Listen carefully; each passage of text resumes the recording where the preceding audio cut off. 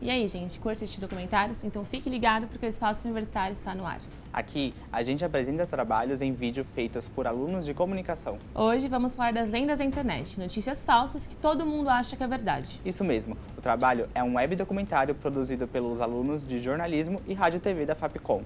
Ficou curiosa para saber como o trabalho ficou, Aline? Fiquei sim. E para contar tudo isso pra gente, estamos com Bruno Macedo e Messias Cohen. Sejam bem-vindos, meninos. Obrigado. Oi, Aline, tudo bom? Obrigado. Bruno, para começar, por que vocês escolheram esse tema? Bom, a gente sempre teve muito contato com a internet, né? Então, principalmente eu e o Messias, o pessoal inteiro do grupo também, que não pôde estar aqui hoje, a gente sempre teve um contato muito grande com a internet, até porque a nossa profissão exige isso. E aí a gente começou a reparar que muitas notícias falsas começam a circular na internet e ninguém se dá conta que são notícias falsas. Então, por exemplo, aqueles sites que você vê, tipo, emagreça comendo abacaxi e granola, saiba como. E aí você vai ver a fonte dessas notícias meio duvidosas e você vê que elas são claramente falsas, tipo, portal atualidades.net.br. Que credibilidade tem, sabe? E a gente começou a perceber que esse tipo de conteúdo era muito compartilhado internet afora, que muitas pessoas elas compartilhavam esse tipo de coisa, elas nem se davam ao prazer de pesquisar a fonte. Então a gente começou a pensar, e se a gente fizesse um documentário, se a gente fizesse algum tipo de mídia para informar as pessoas que elas estavam compartilhando essas coisas falsas, né? E aí a gente começou a fazer, a gente se juntou com o pessoal de rádio e TV, que o Messias é rádio e TV, eu sou de jornalismo. A gente começou a fazer esse projeto híbrido para a internet, para as pessoas da internet também virem, para as pessoas da internet vissem, né, esse tipo de conteúdo, para elas começarem a ter uma noção do que elas compartilham na internet e do que elas estão passando para frente. Então, Messias, foi por isso que vocês escolheram esse formato da internet, para mostrar para as pessoas da internet a realidade aí daquela notícia falsa, é isso? Sim, é uma questão de usar a linguagem da internet para falar para o consumidor da internet os riscos que ele está correndo ao usar ela de uma maneira errada, digamos assim. Bom, então daqui a pouco a gente continua a nossa conversa. Vamos assistir a primeira parte de E Cair.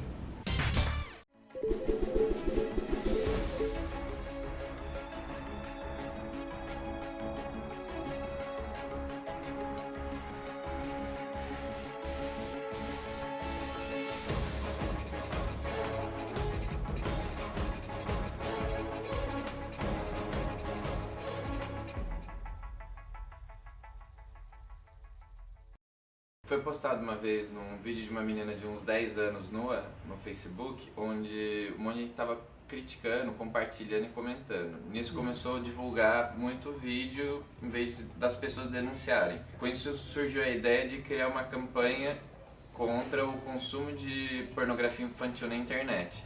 A gente propôs para o jornal Sensacionalista fazer uma campanha assinar a campanha junto com a nossa ONG, em que a gente criasse uma notícia falsa de uma menina supostamente de 12 anos que tinha posado nua, colocado silicone, para arrecadar dinheiro para poder viajar à Disney. Totalmente fantasiosa a matéria, para poder atrair cliques, e no final da matéria também tinha um link para fotos, onde eles supostamente viriam as fotos, mas na verdade passava a mensagem da campanha. O Sensacionalista é um site de humor que usa a linguagem jornalística para fazer humor. Então, a gente publica notícias fictícias, mas ele não é um site de espalhar boato, ele não é um site de criação de notícia falsa com outro fim que não seja humorístico. Desde o começo a gente sabia que a gente não podia acreditar nos e-mails que recebiam dizendo que a gente ia ficar rico repassando e-mail. Meu nome é Sérgio Vinícius, eu sou dono aqui dentre aspas, eu sou jornalista. Aqui a gente apura muito, mas aqui a gente apura muito por dois motivos. Um é porque, assim, como a gente trabalha muito com tecnologia, a gente viu crescer todos os sites do Brasil. Por exemplo, eu trabalho com jornalismo e tecnologia desde 96, 97, mais ou menos. A gente sempre teve essa preocupação de não acreditar nas coisas que a gente via na internet, né? Assim, por exemplo, tudo que minha mãe vê, meu pai, eles acham que é verdade porque está na internet. Eu tinha publicado na noite do dia 4 e na manhã do dia 5 já tinha 5 compartilhamentos. Quando se passou mais 2 horas e tinha chegado a 500 pessoas compartilhando, eu falei, pera, tá algo errado. Então eu cometi o crime capital, que foi clicar nos compartilhamentos e ver o que as pessoas estavam falando. E aí eu comecei a ver as pessoas xingando o G1, xingando o governo, xingando o PT. E quando eu vi que o povo estava começando a procurar alvo para ódio numa brincadeira, eu vi que a situação tinha fugido do meu controle.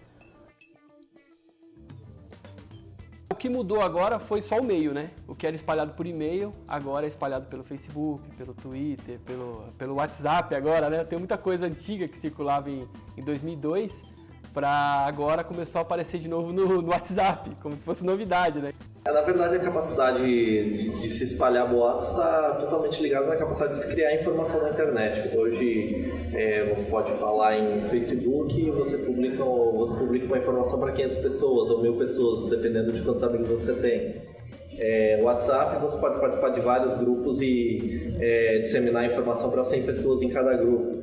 Ou seja, está muito mais fácil hoje você passar uma informação para muitas pessoas do que antigamente, quando você tinha que passar do boca a boca ou mesmo numa roda de conversa. Eu trabalhei na Folha um tempo e nas todas as paredes da Folha tinham os quadros gigantes escrito "não chute, cheque". Né, o que a gente vê muito hoje em dia é o lance de pessoas enganarem jornalistas de propósito. Né? Tipo, eu lembro de um cara que fingiu que era estudante do Enem, que chegou atrasado, tal. Agora não lembro se a Globo entrevistou ele. Então, no dia seguinte, ele publicou no Facebook, ó, enganei a Globo, porque eu nem era do Enem e tal. Mas, pô, como é que o jornalista vai checar um negócio desse? A gente vê uma cultura de jornal e revista, onde, para ser publicado uma coisa, eles buscam bastante fonte e que acaba gerando uma certa credibilidade. Como tem muitos veículos que tem plataforma online, eles acabaram passando um pouco de credibilidade para a internet. O que acabou acontecendo? Muita gente vê publicações de notícias e acaba achando que aquilo é verdadeiro. Na verdade, não é. A ideia do E-Farsa sempre foi de usar a própria internet como ferramenta para desmistificar as histórias que circulam nela. Né? A princípio, a minha pesquisa primária são os sites de busca. E eu vou através do Google, através do Bing, e aí eu acabo caindo no Wikipedia. Tem muita gente que não gosta de usar o Wikipedia, né? Às vezes não dá em nada. Às vezes eu acabo não descobrindo se aquilo é verdade ou não, eu nem publico. E era justamente para mostrar isso aí, que qualquer pessoa pode fazer isso, só tem um pouquinho de paciência. Mas a gente tem um caso, o ano passado, né? Um caso grave aí que aconteceu lá no Guarujá, né? Que uma moça foi espancada até a morte porque ela foi confundida, né? Com uma pessoa que fazia bruxaria, um negócio assim, magia negra. E isso foi uma das consequências mais graves que eu já tinha presenciado, que eu tinha visto sobre o boato. Porque até então, os boatos não tinham tanta essa força de acabar com uma companhia, com uma empresa, ou matar uma pessoa, né? E esse foi um dos primeiros que eu presenciei, assim, que eu até publiquei lá no site, que um boato chegou a matar uma pessoa. Foi preso nesta madrugada o segundo suspeito de participar do linchamento de dona de casa Fabiana Maria de Jesus. Ela foi confundida com uma suposta sequestradora de crianças que teve uma foto e um retrato falado publicados na página na internet Guarujá Alerta. O sentimento foi primeiro de revolta, absoluta revolta.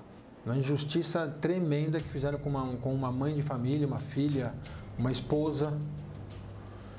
Por conta de um boato criado na internet, um boato maldoso. Maldoso no sentido da irresponsabilidade. Quem criou o boato, o administrador da página que veiculou, criou e multiplicou violentamente esse boato, eu tenho certeza absoluta que não queria esse desfecho, não queria a morte de Fabiane. Foi pelo Facebook, tinha a foto de uma mulher que ela estava sequestrando crianças no bairro. Inclusive foi falado que era no bairro da Vila Áurea, onde eu moro.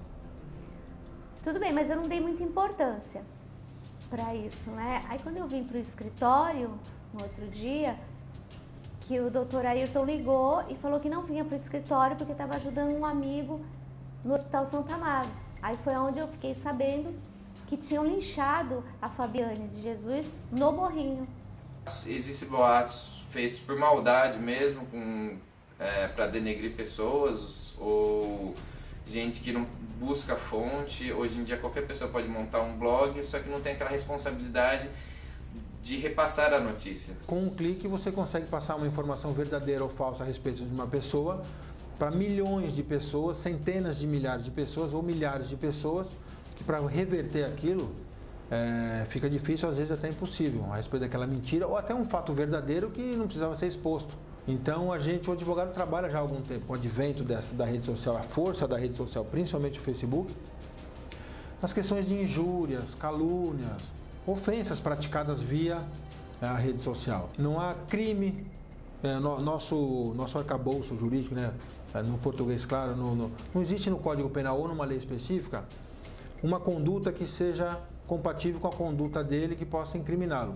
Ou seja, você abrir um site, abrir um perfil, uma página no Facebook, colocar o que você quiser, através de mentiras, e essa divulgação gerar uma comoção social, dessa comoção social gerar um tumulto que cause a lesão corporal, um dano ao patrimônio ou até um dano à vida de uma pessoa, como é o caso da Fabiane, não existe essa previsão legal.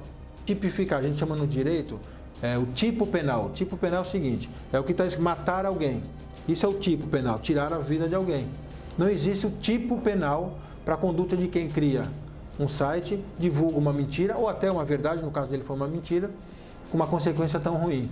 E a gente fica, eu confesso, frustrado nesse sentido, porque ele também é uma peça nessa engrenagem da responsabilidade pela morte de Fabiane. Eu sou Ricardo Izar, sou deputado federal do PSD de São Paulo e tive de frente aí bastante na discussão do Marco Civil da Internet. A gente foi muito contra o relator e hoje a gente vê que a gente tinha razão, que muita coisa do que foi aprovado no Marco Civil da Internet está errado, não contempla diversos fatores, entre eles esse caso que a gente vai discutir. Eu fui procurado pelo advogado dela, o Ayrton Cinto, advogado da Fabiane, e dizendo que ele não tinha como penalizar, tipificar o crime da pessoa que colocou um fato inverídico na internet que ocasionou a morte da Fabiane. Então a gente resolveu redigir esse projeto de lei que contempla exatamente isso, ele penaliza, ele criminaliza a prática de você veicular qualquer conteúdo que incite a violência contra a pessoa.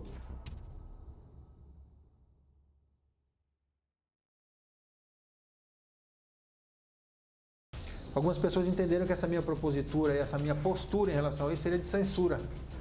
Pelo contrário, eu sou absolutamente avesso a qualquer tentativa de censura em qualquer medida. É que isso aqui precisa regulamentar. Precisa. Tanto é que houve, depois da nossa ação, da propositura desse projeto de lei, tudo isso serviu de forma didática, melhorou muito na região, não só no Guarujá, na região e no Guarujá, e creio que no Brasil inteiro. Diminuiu muito esses tipos de perfis sensacionalistas, fakes ou camuflados. Tá curtindo? Então não sai daí porque o Espaço Universitário volta já.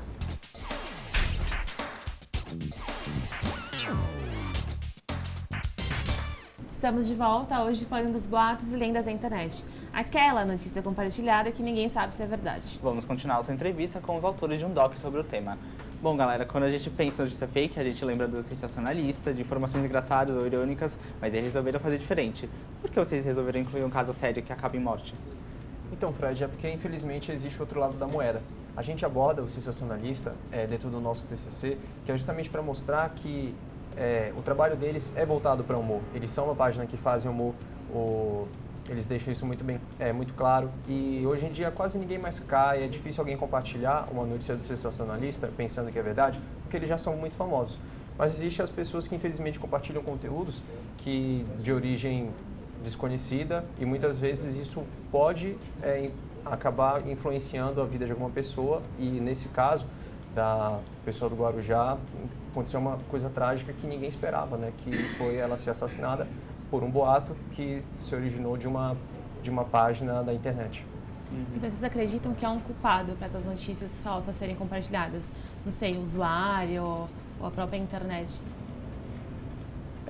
Como a gente abordou no TCC, não existe necessariamente um culpado em si, mas um conjunto de situações pode colaborar para isso. Desde a pessoa não buscar se informar a respeito de um assunto, até a pessoa que postou aquilo na internet com um intuito de prejudicar alguém. Então, estou curioso para ver o final desse documentário. E você, Aline? Eu também. Então vamos assistir agora a segunda parte do web documentário e tá aí.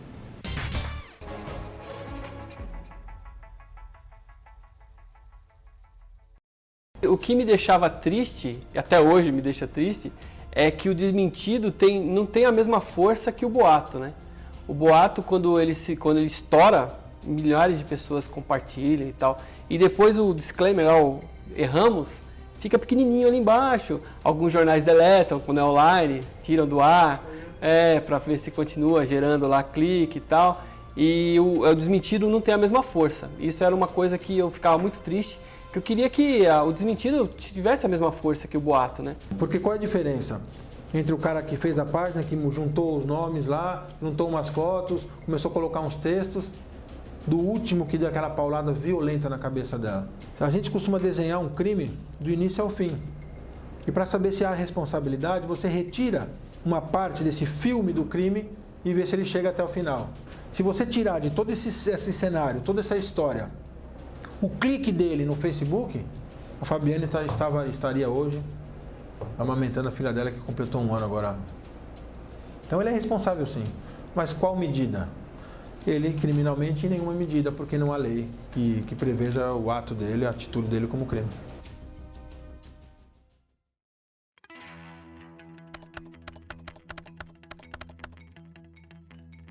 Algumas teorias estão descrevendo o seguinte, que ao longo dos próximos 2 anos, a quantidade de informação que vai circular pela internet, ela é superior a toda a informação adquirida até hoje, retrospectivamente, na história da humanidade. Mas, né, que o contato com esta informação necessariamente não está virando um conhecimento. É como se as pessoas estivessem, no fundo, sendo bombardeadas com tanta informação que esse estresse mental estaria contribuindo e colaborando, então, para o que eles estariam denominando aí da geração perdida. Então, alguns estudiosos começam a descrever que essa geração, que é a geração digital, que nasceu a partir de 1995 e que cresceu exposta a alguma tecnologia, alguma mídia, né, ela de fato vai criar pela primeira vez um descompasso, uma descontinuação, um hiato nesse processo das gerações posteriores serem melhores que as anteriores. Tanto que, se a gente for parar para pensar, as medidas mundiais de QI, em função de toda essa exposição, elas poderiam estar melhorando. Não, elas não estão. Elas estão estabilizadas e ou declinando. Então é como se o intelecto ele não estivesse sendo desenvolvido, apesar de todo este acesso. Muita gente é por desinformação. Como as mídias sociais tornam a gente um pouco mais dinâmico, mais acelerado, nós vemos esse tipo de uma notícia e nós muitas vezes nos damos o trabalho de clicar. Muitas vezes o próprio título e o lead dizem a informação que nós queremos. E como nós temos uma constante luta contra o relógio, temos esse instinto de eu vou compartilhar e talvez eu ler depois. Talvez. Então, se você vê a notícia e ela compartilha como que você quer passar, você não vai ler. É uma pena, mas acontece. Geralmente quem acredita, o pessoal já comenta falando assim, não acredito que você acreditou, é o ex-estagiário, blá blá blá. Então o pessoal já comenta, já informando para as pessoas, assim. Teve vários casos que já aconteceram e tal. Mas como as piadas são muito, tipo, é difícil de acreditar, são poucas pessoas, não é todo mundo, assim. E já acreditaram em coisa muito, muito absurda, pode acreditar. É verdade que o que eu estou chegando cada vez mais à conclusão é de que cada um acredita no que quer. Entendeu? Você já tem a sua convicção, você só quer alguém que venha repetir aquilo.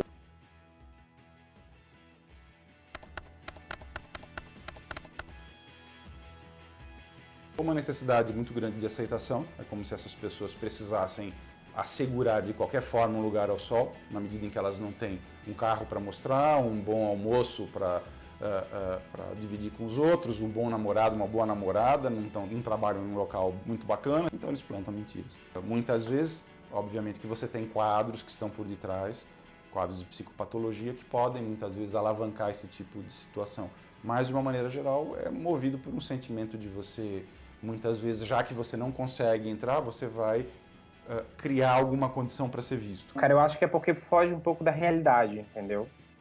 Eu acho que esse fato faz as pessoas gostarem tanto. Por isso que o Sensacionalista é um sucesso, sabe? Por isso que tem o Tabloide BR, que foi escrito pelo Não Salvo, o Cid, que também é um sucesso. Porque são notícias que que fogem da nossa realidade. Então as pessoas espalham aquilo ali porque, tipo, isso nunca aconteceria, mas, tipo, imagine se acontecesse, entendeu? Busca de sentido. Eu acho que, no fundo, as pessoas conhecem muito pouco a respeito delas mesmas.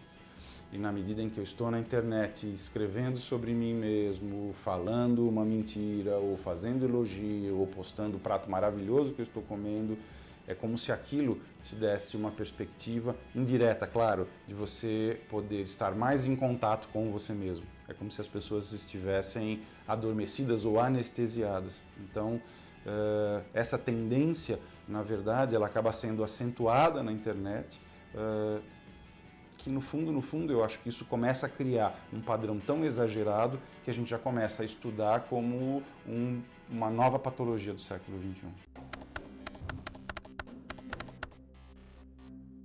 Minha dica é, vai checar em lugar grande. Você está vendo notícia lá que a Folha deu, o Estadão deu, o Globo deu, o Correio Brasiliense deu, o outro deu, porra. Esse reuniu todo mundo e falou, vamos sacanear esse? Os barões da mídia, entendeu? Aí você descobre lá o Diário de Chapecozinho do Norte, e aí só ele deu, aí porra, isso é verdade? O Globo, a Folha, o Estadão, isso não é verdade, mas o Chapecozinho é verdade. Aí não dá, né, cara? A BBC deu que uma criança chinesa tinha ficado cega porque tiraram uma foto dela, tal, não sei o quê. E todo mundo saiu compartilhando. E como é a BBC que dá? A BBC, o UOL assina a BBC, o G1 assina a BBC, todos os portais assinam a BBC. Então, a BBC deu, saiu em todos os portais.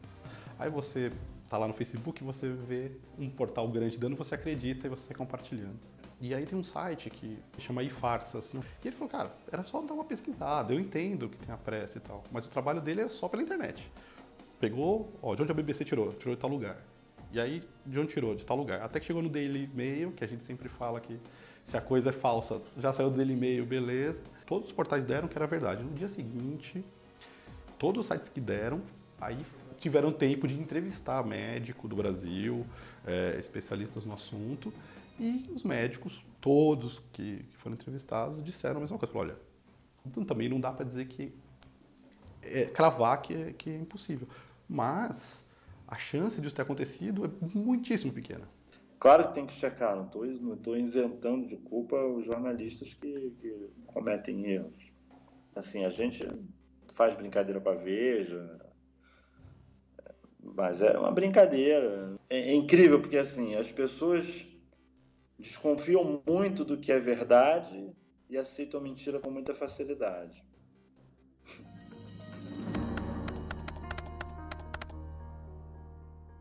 Eu diria que a família está dilacerada, né? Praticamente o marido, o esposo da Fabiane, ele é meio estranho o comportamento dele, né? Muito triste, meio depressivo, eu diria, depressivo. Eu acho que essa parte de você compartilhar sem pensar, quando você vê, você já prejudicou uma pessoa, uma outra pessoa que não tem nada a ver com aquilo, entendeu? É tudo meio complicado. Eu tenho certeza que boa parte das pessoas que compartilharam o texto do G1 não abriram porque elas não estão acostumadas a ler jornal. As pessoas não têm essa necessidade de buscar informação. Temos cada vez mais pessoas que não têm interesse em ler, lendo o que não deveria. Não acredite em tudo que chegue para você ou que chega para você através da rede social. E para você compartilhar ou emitir uma opinião, tenha absoluta certeza daquilo que você está fazendo. Precisa ter responsabilidade no uso da rede. O ser humano ainda está muito pouco familiarizado com todas essas tecnologias, né? Para você ter uma noção, desde que nós aparecemos sobre a Terra, né? Vamos colocar aí o homem de Neandertal, e são 200 mil anos, né? A capacidade do indivíduo começar a refletir e se comunicar são 170 mil anos, né? Se a gente for voltar, por exemplo, para a Grécia Antiga, 2000 a.C., não havia escrita. Se a gente for olhar em toda a história da humanidade, 200 mil anos até hoje, a alimentação farta, como nós temos hoje, basta atravessar a rua para ir comprar, ela aparece apenas há 100 anos. Então, se eu fosse colocar, por exemplo, uma metáfora métrica, imagine um quarteirão de 100 metros. Tá? 100 anos representa o último centímetro desses 100 metros. Ou seja, a alimentação só apareceu no último centímetro. A tecnologia apareceu o quê? Há 10 anos atrás, então no último milímetro. Então é óbvio que o ser humano e as suas características psicológicas, biológicas, ainda estão absolutamente desorganizadas frente a isso tudo. Então eu acho que ainda vai levar um tempo para o ser humano se organizar, mas ele vai pagar um preço muito caro por isso, eu acredito. É igual a flecha que sai do arco. Depois que soltou, você pode curar o machucado que ela vai fazer lá na frente, mas voltar ela não volta. Quanto mais eu me refugio na tecnologia, mais eu regrido, mais eu cristalizo. É como se a tecnologia, no fundo, do jeito que está sendo usada, não estou falando mal dela, estou falando da maneira, né? Ela estivesse, na verdade, engessando as capacidades e as habilidades humanas. A gente, no meu entendimento, seguramente está dando um passo para trás. Importantíssimo. Então, Aline, é um tema importante esse, né? Muito importante. As pessoas precisam aprender que uma brincadeira feita no Facebook, uma fofoca, uma mentira pode ter uma consequência muito grave, como foi no caso da Fabiana. Isso mesmo. Verdade. Mas, infelizmente, nosso programa está chegando no fim, meninos. Queria agradecer a presença de vocês. E eu ouvi um boato que um de vocês virou um youtuber, é isso? Então já aproveita e deixa seu contato, pessoal. Lógico que eu vou deixar. Eu tenho um canal de videogame no YouTube, se você quiser, entra aí, é Nin Channel, N-I-N Channel. Eu falo sobre videogame, sobre Nintendo num geral. A gente que está na internet, a gente sempre quer ter um pezinho ali, né, e continuar por lá. Eu fiz o meu já. Você, Messias, quer deixar seu contato? Bom, tem meu e-mail, messi.coen33@gmail.com. Pode mandar que nós estamos em contato. E se você tem um TCC bacana em vídeo e quer divulgar, manda pra gente. É só escrever para tv@câmara.sp.gov.br. E curta a nossa página no Facebook. Tchau. Tchau.